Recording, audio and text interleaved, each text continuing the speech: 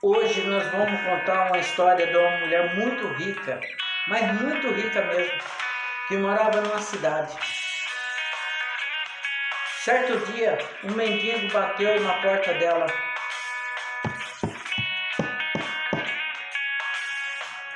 Ela saiu. O que você quer? Dona, me dá um prato de comida que eu tô com muita fome.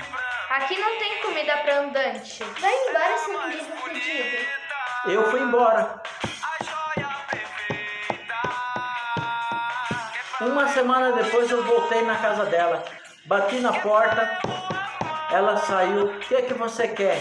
Falei, dona, pelo amor de Deus, me dá um prato de comida que eu tô com fome. Aqui não tem comida para andante. Vai embora, seu mendigo fedido.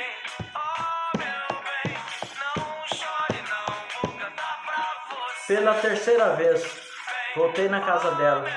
Dona, me dá um prato de comida que eu tô com muita fome. Aqui não tem comida para andante. Vai embora, seu mendigo fedido. Fui embora. Na quarta vez, cheguei na casa dela, bati na porta. Ela saiu. Dona, pelo amor de Deus, tô precisando muito. Me dá um prato de comida?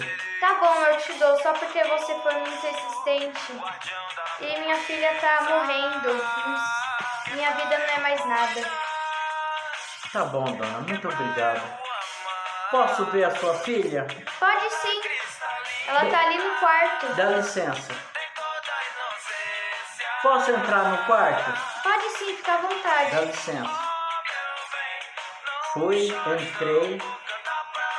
Ela estava desfalecida. Pus a mão em cima dela. O raio de luz veio, iluminou ela e deu a vida para ela. Ela olhou para mim e perguntou: Quem é você? Eu sou a luz do bem. Quem é você que deu a vida à minha filha? Eu vim para te ajudar. Eu sou a luz do bem.